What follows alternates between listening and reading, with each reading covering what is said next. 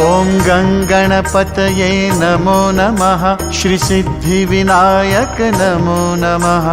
अष्टविनायक नमो नमः। गणपति बाप्पा मोरया। ॐ गङ्गणपतये नमो नमः। श्रीसिद्धिविनायक नमो नमः।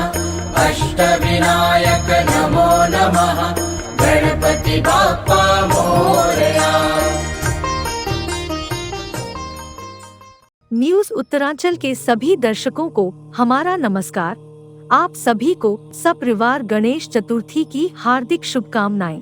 दोस्तों, आज से प्रथम पूजनीय भगवान श्री गणेश जी का पावन पर्व गणेश चतुर्थी मनाई जा रही है।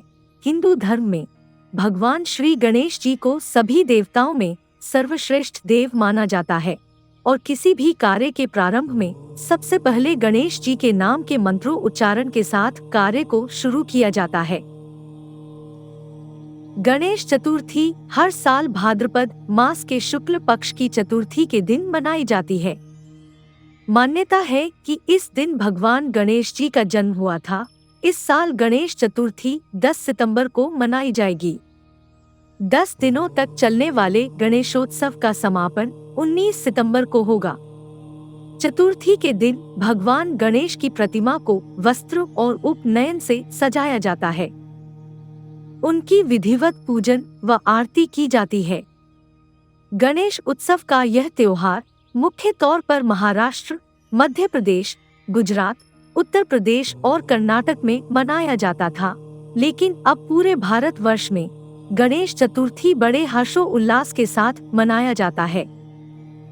भारतीय संस्कृति में गणेश जी को विद्या बुद्धि का प्रदाता, विघ्न विनाशक, मंगलकारी, रक्षाकारक, सिद्धिदायक, समृद्धि, शक्ति और सम्मान प्रदायक माना गया है। पौराणिक ग्रंथों के अनुसार ओम को साक्षात गणेश जी का स्वरूप माना गया है। जिस प्रकार प्रत्येक मंगल कार्य से पहले गणेश पूजन होता है, उसी प्रकार प्रत्येक मंत्र से पहले ओम लगाने से उस मंत्र का प्रभाव कई गुना बढ़ जाता है। लेकिन क्या आप जानते हैं गणेश चतुर्थी मनाने की वजह क्या है? हमारे धर्म ग्रंथों के अनुसार महर्षि वेद व्यास ने महाभारत की रचना की है, लेकिन लिखना उनके वश का नहीं था।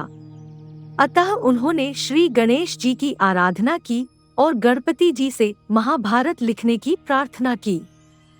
गणपति जी ने सहमति दी और दिन रात लेखन कार्य प्रारंभ हुआ और इस कारण गणेश जी को थकान तो होनी ही थी, लेकिन उन्हें पानी पीना भी वर्जित था। अतः गणपति जी के शरीर का तापमान बढ़े नहीं, इसलिए वेद व्यास ने उनके शरीर पर मिट्टी का लेप किया और भाद्रपद शुक्ल चतुर्थी को गणेश जी की पूजा की। मिट्टी का लेप सूखने पर गणेश जी के शरीर में अकड़न आ गई। इसी कारण गणेश जी का एक नाम पार्थिव गणेश भी पड़ा। महाभारत का लेखन कार्य 10 दिनों तक चला। अनंत चतुर्दशी को लेखन कार्य संपन्न हुआ।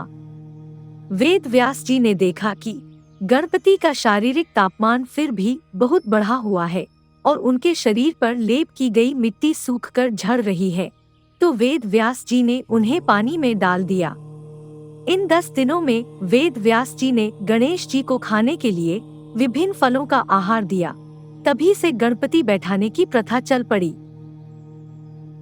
पौराणिक मान्यताओं के अनुसार व्यास जी ने गणेश जी को अपनी बातों में उलझा दिया और गणेश से अपनी पूरी महाभारत कथा उत्तराखंड में स्थित माना गांव की एक गुफा में लिखवाई थी, जिसके तथ्य आज भी मौजूद हैं।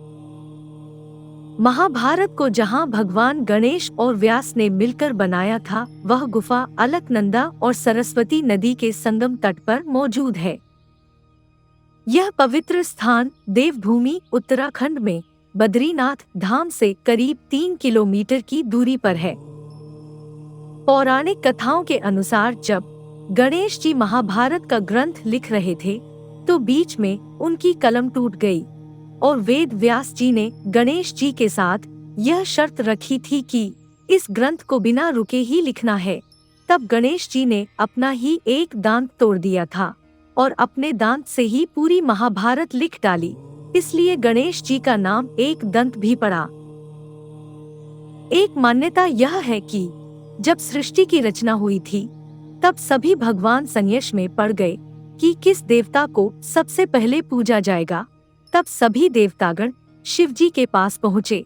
तब शिव जी ने कहा, जो भी पूरी सृष्टि का चक्कर सबसे पहले लगा दे उसी को सर्वश्रेष्ठ देव का उपाधि प्राप्त होगी। फिर क्या था, सभी देवतागण अपने अपने वाहन लेकर सृष्टि का चक्कर लगाने निकल पड़े। लेकिन गणेश जी नहीं गए। उन्होंने अपने माता पिता का 3 बार चक्कर लगा दिया।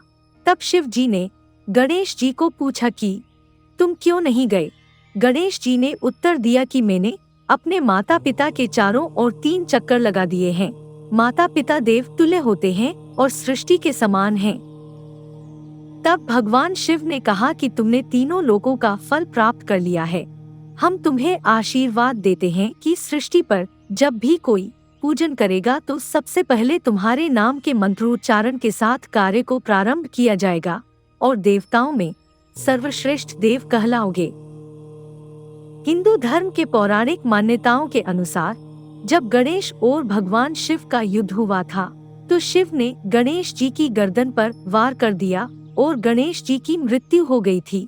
माता पार्वती के अनुरोध पर भगवान शिव ने गणेश जी पर गज की गर्दन लगा दी। इसीलिए गणेश जी को गजानन के नाम से भी जाना जाता है। जब देवी पार्वती ने भगवान शिव से कहा कि इस रूप में मेरे पुत्र की पूजा कौन करेगा, तब शिवजी ने वरदान दिया कि सभी देवी देवताओं की पूजा और हर मांगलिक काम से पहले गणेश की पूजा की जाएगी। इनके बिना हर पूजा और काम अधूरा माना जाएगा। इसलिए किसी भी कार्य या पूजन के समय सबसे पहले गणेश जी के नाम और मंत्रोच्चारण से कार्य प्रारंभ किया जाता है।